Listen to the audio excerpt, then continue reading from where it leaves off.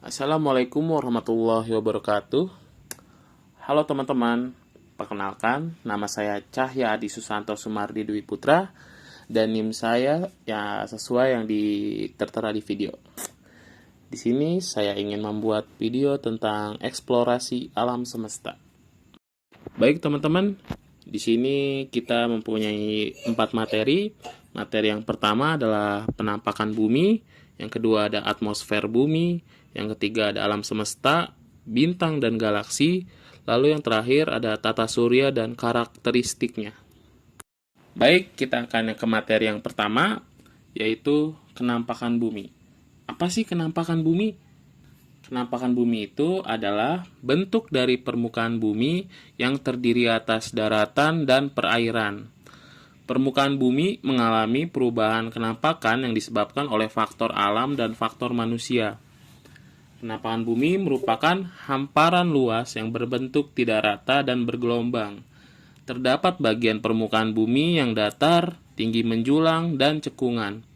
Bagian permukaan bumi yang berupa cekungan sebagian terisi air, sehingga membentuk perairan.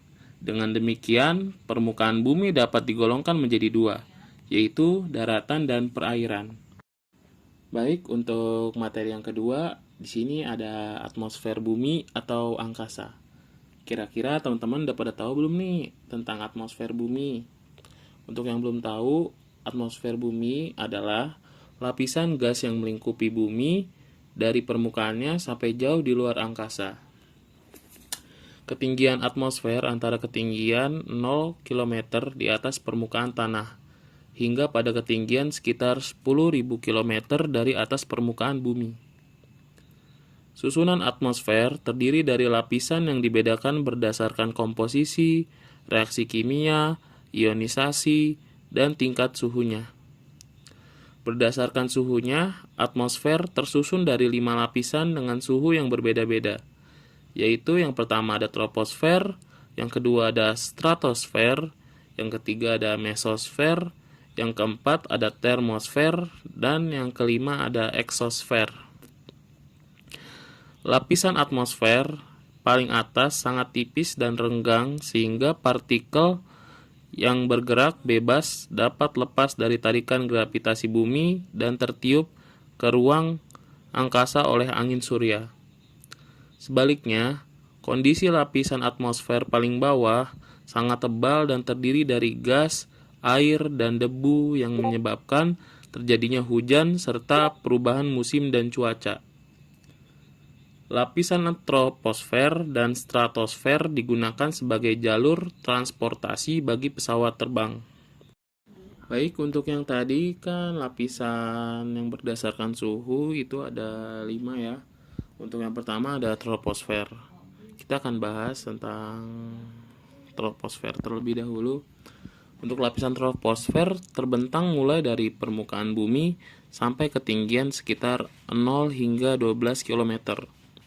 Kandungan troposfer mencakup lebih dari 75% massa gas, air, dan debu dari keseluruhan lapisan atmosfer. Troposfer merupakan tempat terjadinya perubahan cuaca.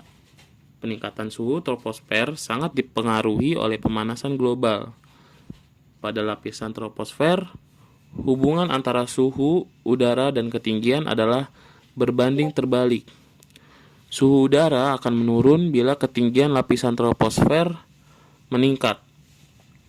Fenomena troposfer teramati dari perbedaan suhu antara puncak pegunungan dan pantai atau dataran rendah. Suhu puncak pegunungan lebih rendah bila dibandingkan dengan suhu pantai atau dataran rendah. Lalu yang kedua ada stratosfer.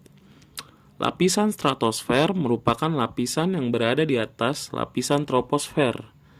Kondisi lapisan stratosfer sangat dingin dan kering. Fenomena alam yang terjadi di lapisan stratosfer ialah pembentukan awan sirus. Suhu lingkungan yang sangat dingin menyebabkan awan sirus terbentuk dari kristal es. Keberadaan lapisan stratosfer sangat penting karena perannya sebagai tempat pembentukan lapisan ozon. Fungsi dari lapisan ozon ialah menghalangi gelombang ultraungu dari sinar matahari yang berbahaya agar tidak menembus ke permukaan bumi. Gelombang ultraungu sangat berbahaya bagi kulit makhluk hidup karena dapat menyebabkan kanker kulit. Yang ketiga ada mesosfer. Mesosfer merupakan lapisan ketiga dari atmosfer. Suhu lingkungan pada lapisan mesosfer dapat mencapai min 90 derajat Celcius. Pada lapisan mesosfer hanya terdapat sedikit molekul udara. Mesosfer berperan dalam melindungi permukaan bumi dari jatuhnya meteor. Sebelum mencapai lapisan stratosfer dan troposfer, meteor akan habis terbakar di lapisan mesosfer. Suhu atmosfer akan berkurang dengan pertambahan ketinggian hingga lapisan keempat. Termosfer udara yang di sini akan mengakibatkan pergeseran yang berlaku dengan objek yang datang dari angkasa dan menghasilkan suhu yang tinggi. Untuk yang keempat ada termosfer. Termosfer merupakan lapisan keempat di dalam atmosfer. Suhu lingkungan dari termosfer mencapai 1500 derajat Celcius. Peningkatan suhu bahkan lebih saat matahari sedang aktif membentuk suar. Fenomena alam yang terjadi selama matahari aktif yaitu munculnya aurora yang menerangi langit saat malam hari di lapisan termosfer. Transisi dari mesosfer ke termosfer dimulai pada ketinggian sekitar 81 km.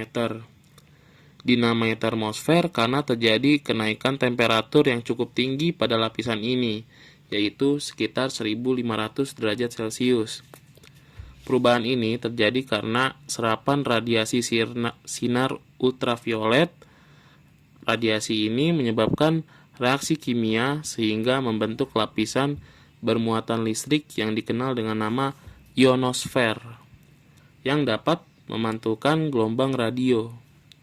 Sebelum munculnya era satelit, lapisan ini berguna untuk membantu memancarkan gelombang radio. Untuk yang terakhir ada eksosfer. Eksosfer merupakan lapisan tertinggi dari atmosfer. Lokasi lapisan eksosfer sangat jauh dari inti bumi sehingga gaya gravitasi sangat lemah dan kondisi atom dan molekul mudah lepas keluar angkasa. Eksosfer adalah lapisan bumi yang terletak paling luar.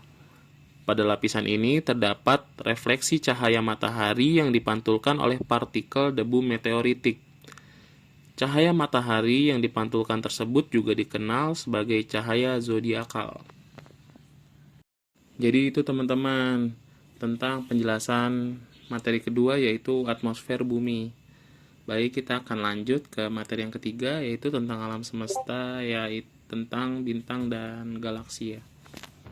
Bintang atau galaksi adalah sebuah sistem masif yang terikat gaya gravitasi yang terdiri atas bintang dengan segala bentuk manifestasinya, antara lain bintang neutron dan lubang hitam, gas dan debu medium antar bintang, dan materi gelap.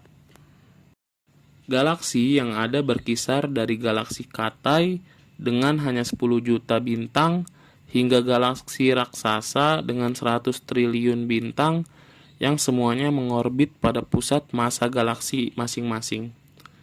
Matahari adalah salah satu bintang dalam galaksi Bima Sakti. Tata surya termasuk bumi dan semua benda yang mengorbit matahari. Teman-teman pasti udah pernah dengar ya sebutan tata surya ini.